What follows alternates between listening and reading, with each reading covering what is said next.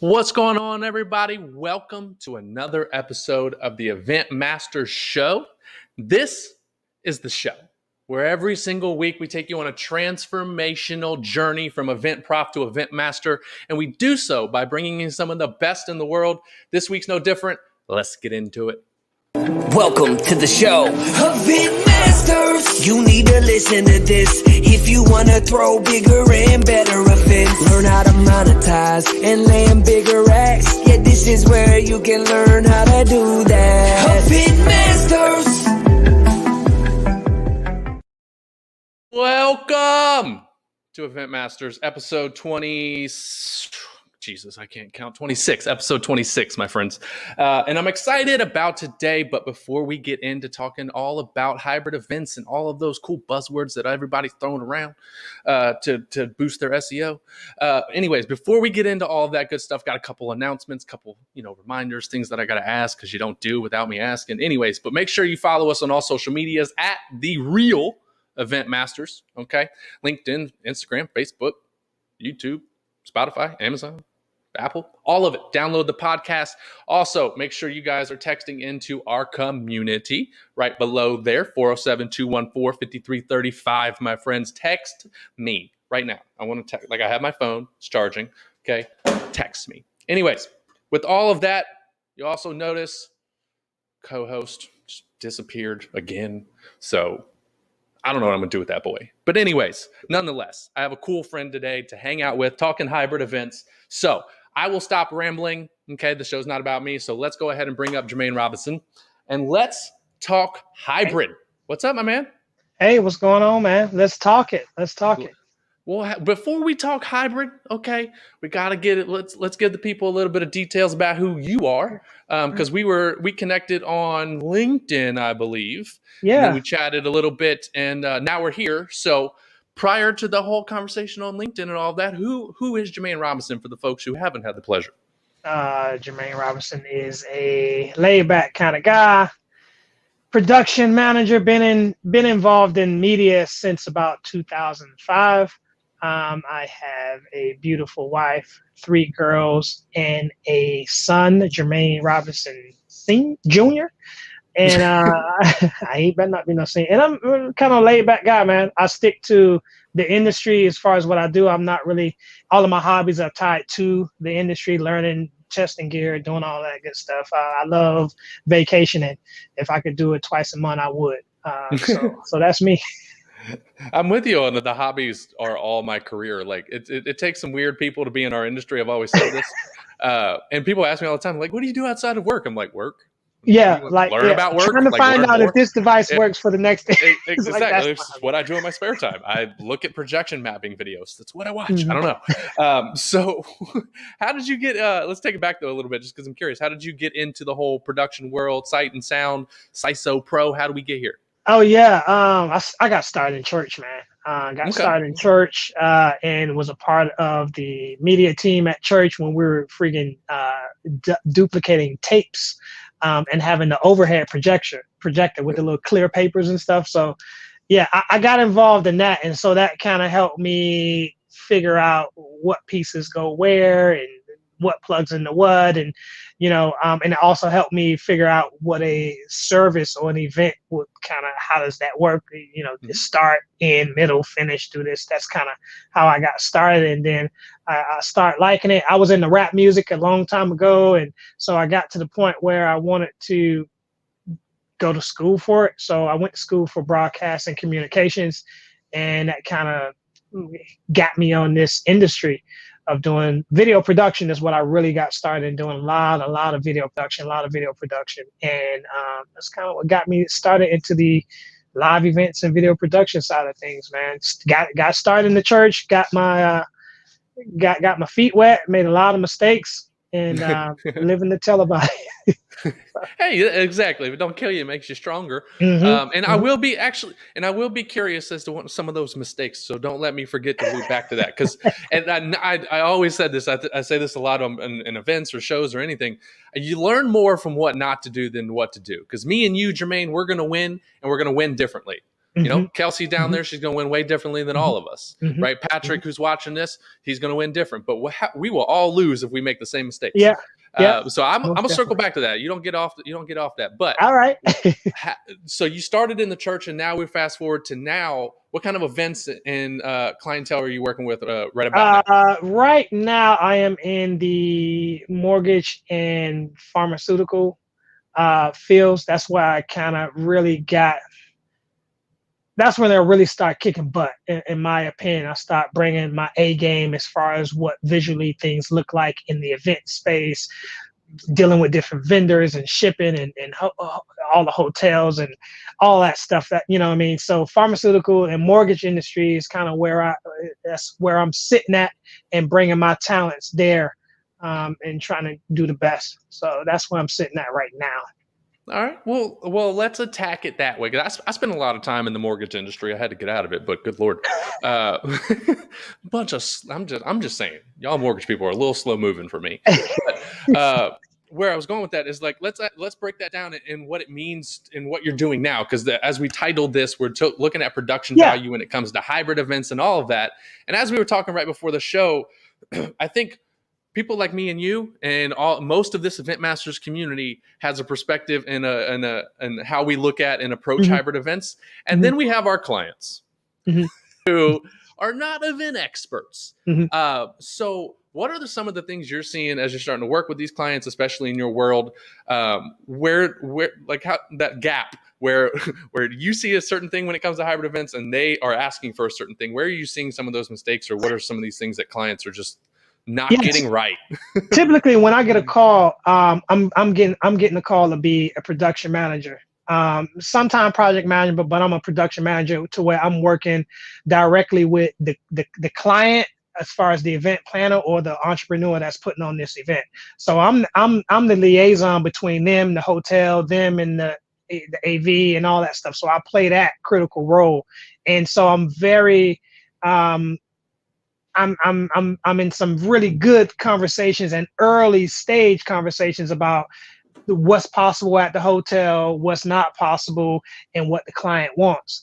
And sometimes those things don't align up, or sometimes the client is a little bit too slow for what we're trying to do. Like you mentioned, you know, sometimes folks is a little slow, and I think it's because we have the vision, or we've done it before, or like you said, with our hobbies, we're living, eating, and breathing this, so we kind of know what we want and why we want it, how we want it, right? So basically, when we're dealing with situations to where we're trying to let a client know, hey, this is what will work well, this is what won't work well, that's the problem that we we start to nudge each other a little bit, because I got two clients real quick. One is not sure if they're ready to go virtually. They want to sell as much tickets as possible, but their event is within 45 days. So it's like, when do we roll out promo for virtual? And then there's another client that's like, we ain't doing virtual. They need to be here.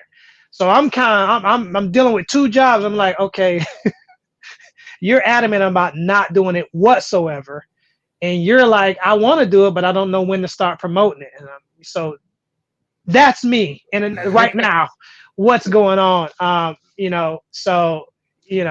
guy that doesn't want to do it, I just laid off on him.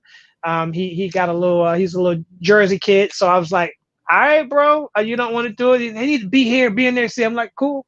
And then the other guy, go ahead. Well, I was just curious, what did, and obviously we don't need to drop names or anything, but I'm just curious as to what was his reasoning for not wanting to go virtual. His reason definitely wasn't money. His reason was more of a bravado, like they need to get their tails here. They've done so much virtual events. This is their sales meeting. They've done so much and so much and so much. So they're tired of playing the remote, tag game. And so this is the first time they want to just really go all out. So that was his reason of, we've been stuck inside too long. Right. And then the other one is just having issues making decisions on when to promote.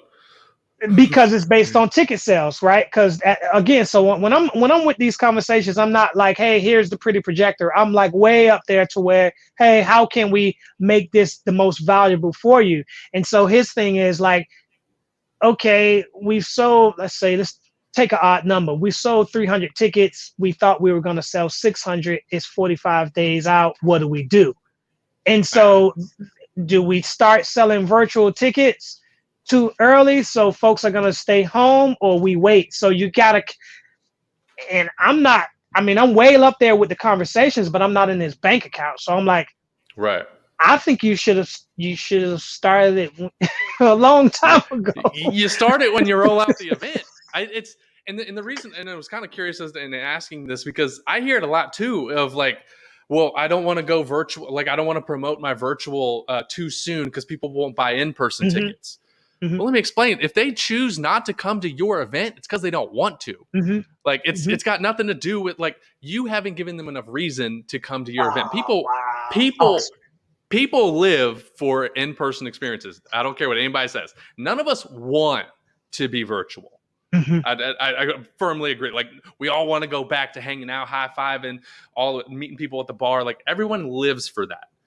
So if you're, and I say this to clients all the time, if you're telling me that you're worried that people will opt for a virtual ticket, it's because you, as the event organizer, didn't give them enough reason to actually show up. And that's your fault, not their fault. Big time. That's a hard pill to swallow, but it's so true. The UFC does not wait to promote their pay-per-view 2 weeks before the event. Say no more. Say no more. You're right. If anybody wants to learn people and how to run hybrid events and how to market them and how to structure their messaging, go look at those people. They don't wait. It's not about it because they give enough reason to come in person, and virtual and pay-per-view viewers are there because they can't make it or won't make it. That's the only reason people should be not coming to your in-person event. They can't or they won't. Okay. And in you're 5 years, hopefully that won't goes away. Yeah. And they're not on the fence. They're not waiting the 45 days to make they kind of made, when they saw your advertisement, they made that decision within that week, whether they were going to go or not. You understand what I'm saying? You're right. They're not. Yeah.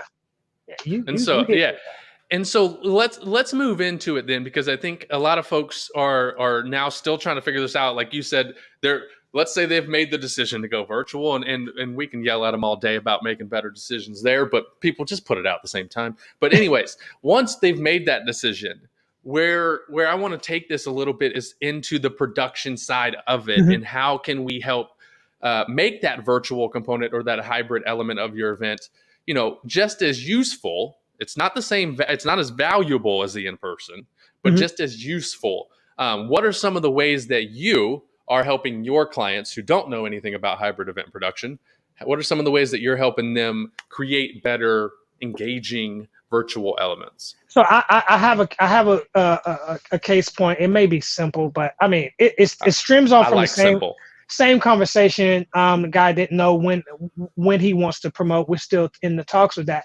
I was like, so again, I'm growing up in I'm an expert. I'm gonna start freaking calling myself freaking. That's right. Years old, right. Claim it. So me being the professional expert that I am, I was like, all right, what's your pain point? What are you concerned about? What's the, what can I bring of value to you? What's really what's going on? Like well, I'm concerned about my vendors.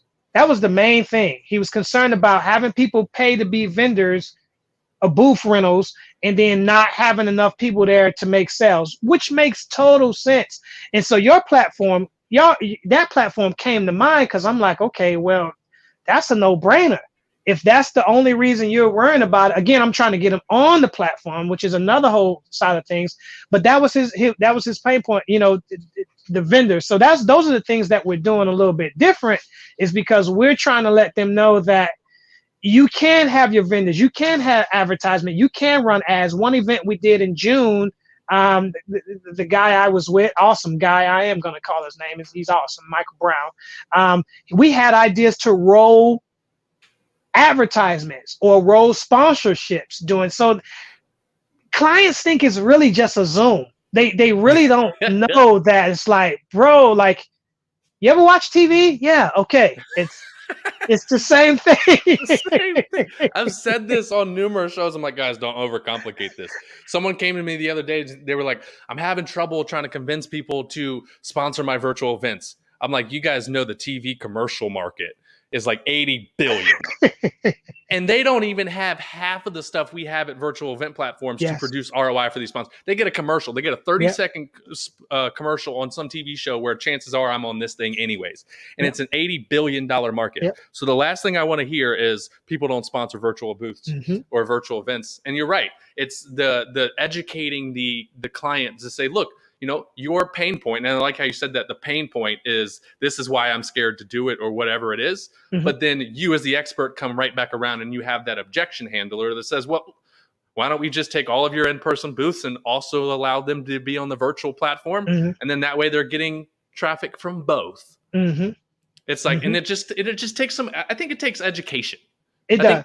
It just takes it takes massive education and awareness. If you guys want to help educate your clients, just send them this video. I don't care. That's how we do it. And I think the industry is going to grow. We think even when COVID is over, because like in 2020, we just jumped on Zooms. And I did a lot of broadcasts, like fancy overlays, lower thirds, and all that good stuff, pips and everything. But it's still, to the client, it was Zoom. 2020 was just filled with Zooms, not necessarily broadcast quality productions. And so now with 2021 and beyond, it's becoming the norm. And so now we're perfecting that norm. Like, okay, how can we make this better?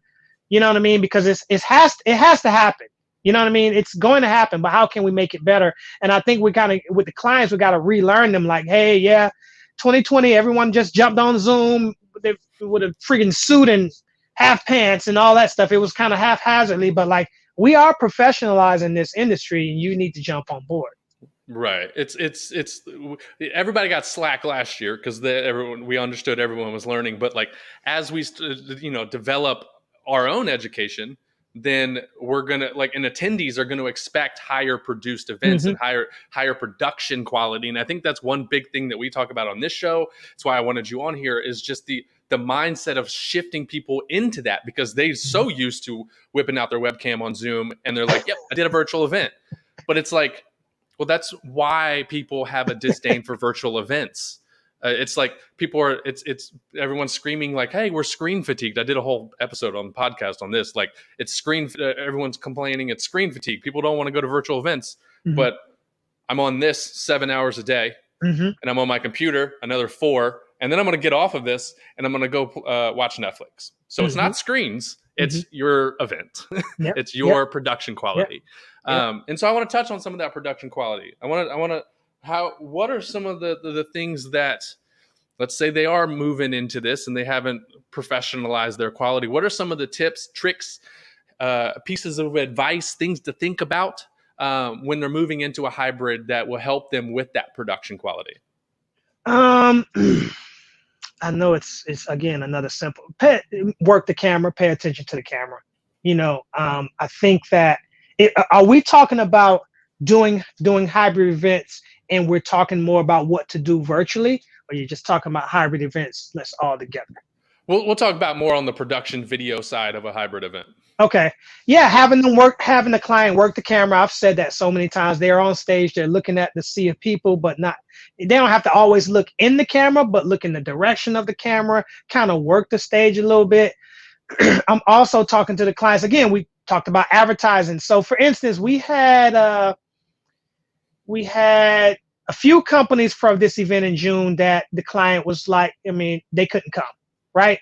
So one of the guys that I work with, brilliant guy, he was like, hey, they can't come, but they want to support. Have they thought about sponsorships?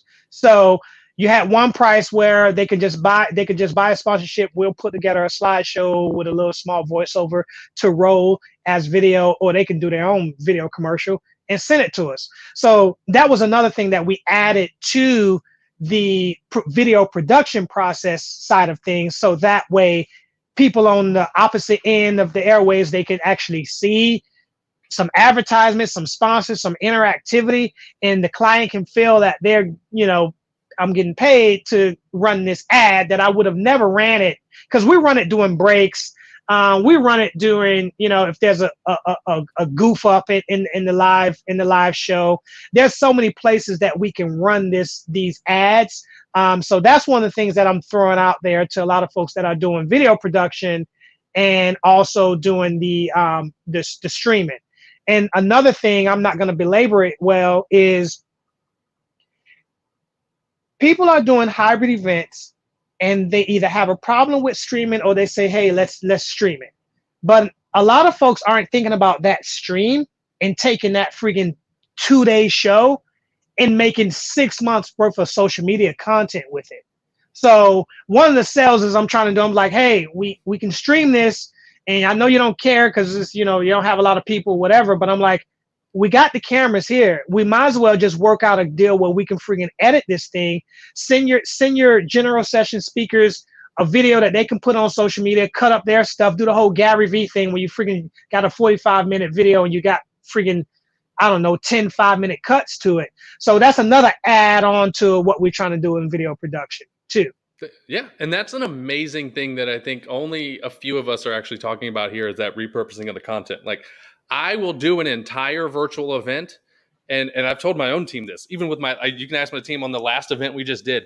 I was like, I don't care if they show up, but I just created 8 months of content that will get back in front of them to then see who I am. So the virtual component of it is 100%. You hit it on the head of, even if it's 3 people watching it, who cares at the moment? Because what you can do is then take all of that content, and then it becomes your marketing channel for the next 6 months, and you're putting content out in front of them all the time. That's how you make these events live beyond the event, right? We don't just do events to like one and done. Right. Like you do them and then you never talk about them again, right? We still have Event Next content. That was like 4 months ago, it feels like. That is still constantly pushing out. We're going to push it out all the way to the next one. Right. And the next one you also said about the commercials and stuff. And it's interesting what I'm hearing here is, and it's been said on the show, but not by anyone in your position, but you kind of said it around like, go study TV. Like if you're trying to put on a hybrid production, it really is like, look at how they create, like look at the things when you're watching TV that keep you engaged. Right. Oftentimes it's like you never see, like this show's not a great example because we're not here for like crazy production value, but like you never see it go more than there's a rule, like 3 to 6 seconds without like scene switching, because the eyes are just like, these are things that create more engagement than a Q&A or polling feature ever will. Because polling doesn't keep them around. It just makes them poke a button. What keeps me around is good audio, good sound, and good content. So, and that's what I'm hearing a lot from you here is some of those noted. Is some of those in the commercials, in the thinking, like it's in the point of the show is to shift mindsets here. And it does take a little bit of different mindset where you had an upper hand coming into hybrid events because you understand video, you understand what creates engaging video, and you look at it from that perspective, where most event people, I don't know if you've noticed this as much as I have, they think virtual events and hybrid events are not traditional events. They're not traditional. So why is our perspective on them such a traditional event mindset? You think you think about it as a traditional event, but it's not a traditional event. It's not. So you're trying to slam two things together that don't work. So it takes an entire mental shift, the entire format shift of events going virtually or even going into a hybrid element. Well, boy, okay. I hate to cut you off. Some event planners don't know. How will we help them, man? You're friggin' so right, because they're used to friggin' getting the venue, getting the hotel, or they're not used to like doing video, streaming it. They're not used to that. I did one event in pharma, and all of the events I did video, right? I either did video to where we switch iMag in the big old room, or I did video to where it was a real pharmaceutical thing and we had to stream to a certain geolocation and stuff. And so those folks that didn't make the trip, they had to log on via corporate management and log in. So I did stuff like that. I did one big pharma when we went straight to and I can say that because they went live. It was Bear Crop Science. They went straight to their Facebook, but it was more of a public symposium kind of thing. But other than that, the meeting planners are focused on how many seats and this and that. They don't know. And how could we? That's been the issue since, I don't know, all last year. I don't know how to tell them that, because talking to you is a lot different. I think coming up with these different demos, what I've showed things I've done for overlays of lower thirds, I kind of paint the picture. Then I just started talking about the commercials and the sponsorships and stuff. But again, I'm not even talking to the planner at that point. At this point, I'm talking to the CEO or the VP of marketing, because I've been hired by the planner to cast this vision. So the planners don't know. It's the tech guys that need to rise up and start talking to these planners, because I don't think the planners even know the possibilities, if that's the right. No, yeah, I think it's 100%. Like, they just don't know what they don't know, and I think that's the big struggle of our industry right now, is getting that information out as fast as possible. But it's also getting it out from the right people.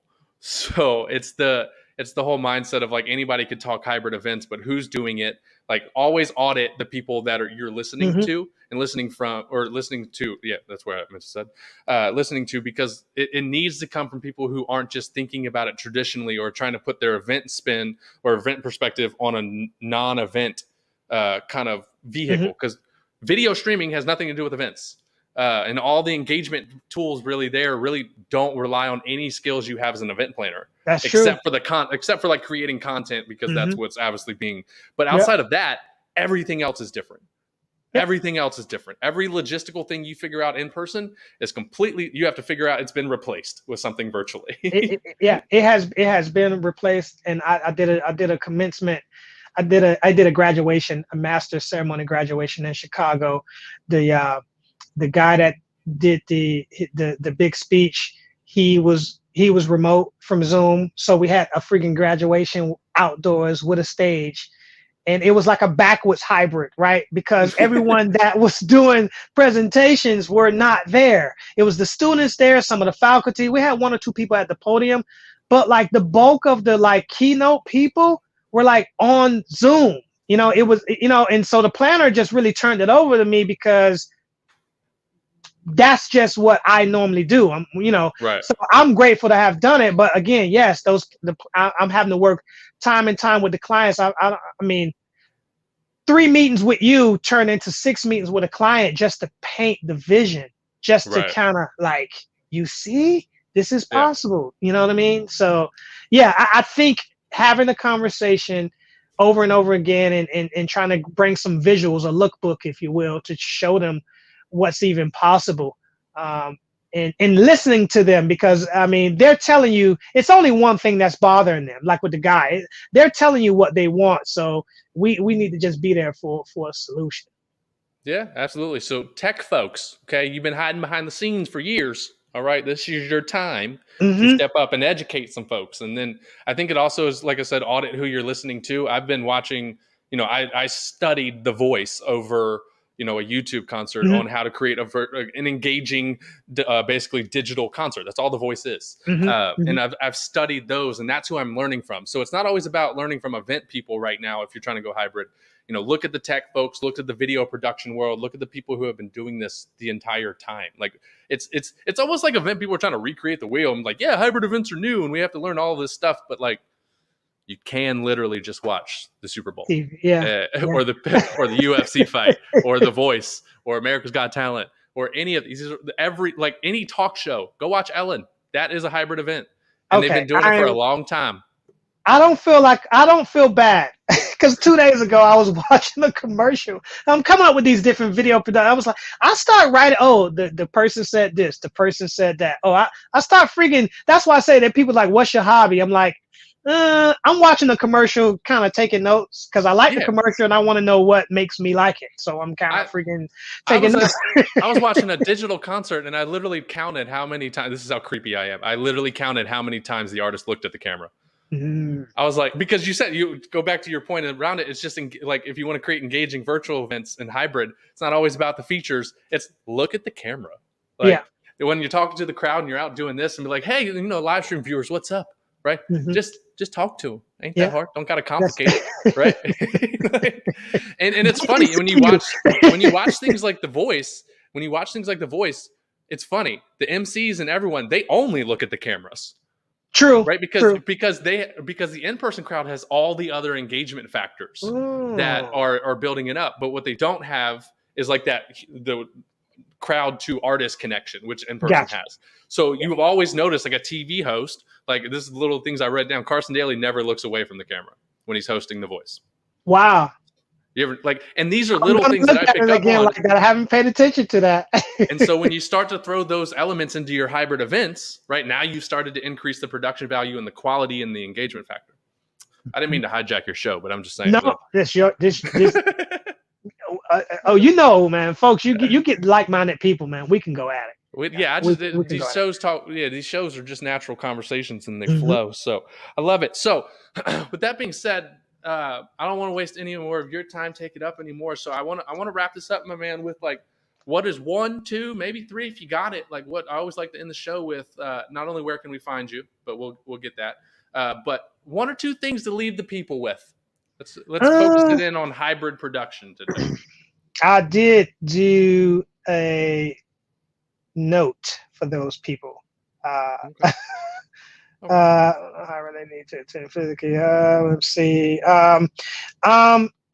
Basically, see this for what it is, right? And explore the benefits of a hybrid. Like a lot of clients, and I'm talking to clients, right? A lot of folks they have this no syndrome. It's just no, can't do it, because they're going off from reality, right?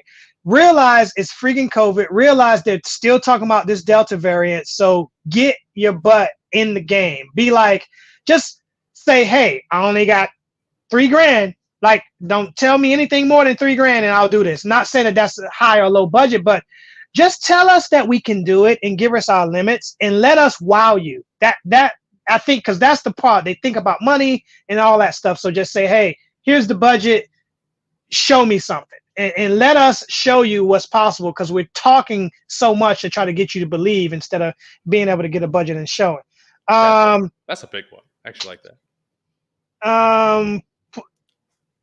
Put some fillers out there. Don't nickel and dime your set. Don't wait to have virtual because people that are not coming to your event, when you do your 5th and 10th year anniversary and you do your big event next time, some of your virtual people are potential physical attendance buyers, right? So realize that is a form of advertisement for you, right? So go big with your virtual, as big as your pockets can go big, because those are potential attendees, right? That might be physically coming. You're marketing with a hybrid, you're marketing for next year's event. Yeah. If you go hybrid, like, so with all your, like, you're 100% right. Your virtual attendees will inevitably, those are your next, that in a marketing funnel, those are your next people that you can get them to come to your event. If you're coming to your event as the bottom of your funnel, the step above it is going virtual and going hybrid, so you can get to new people, and then those people are coming to your new one, and then so it's a cycle. So it's a cycle. And the last one is, we talked about, is like, ask your AV partner, your production managers, like, hey, how much is going to cost to edit this stuff? I got a 2-day event. Yeah, we'll do it virtual, but I want to try to get some social media content out of this. Not like a recap video, but like a real deal. We had this person here. Here's 3 things they said. Like, you can blitz your social media for a 2-day event, 2 full days. You can get 3 months out of that. You should be able to get 3 months of editing content out of that. So realize that it's an investment for advertisement and social media content, that you're going to be freaking looking for stock photos and stock video anyway. Exactly. And I think that's a big one that a lot of people don't talk on. And I'm glad you were able to bring it up today. So Jermaine, my man, appreciate it. So before I let you go, you got to tell us where we can find you, what you got going on. This is your time, your plug, it's your show. You can catch me on LinkedIn. Hit me up on LinkedIn most best, because on LinkedIn, man, we can find out a lot about each other. The website is SiSo Pro, SiSoPro.com. That's short for Sight and Sound Productions. So it's SiSoPro.com. And you can hit me up on LinkedIn. It's J Robinson Sr, J Robinson SR on LinkedIn. Appreciate it. I dig it. Well, my man, once again, thank you very much for hanging out with me today, and excited to have you inside the EventMASTERS community and everything. So I'm excited to potentially work with you, get some events on the books together. Oh, yeah. It's coming. It's coming. Sounds good to me. Well, I am always here. So, my man, I will let you run. Guys, make sure you are liking, subscribing. Kelly finally shows up. Thank you, Kelly. I'm just kidding. I just want to give her crap. So with that being said, make sure you like, subscribe, and follow us on all social medias at The Real Event Masters. Make sure you text us. Let me hit the little banner here so you guys can get the numbers. This is why I don't produce events, because I can't do things. I just manage them. Banners, boom. Okay, cool. There we go. This is why I'm a terrible host. Text us, all the good stuff. Make sure you go hit my man up on LinkedIn. We'll put the link down below if you want to learn more. And with that being said, my friends, Kelsey, take us out. I love it.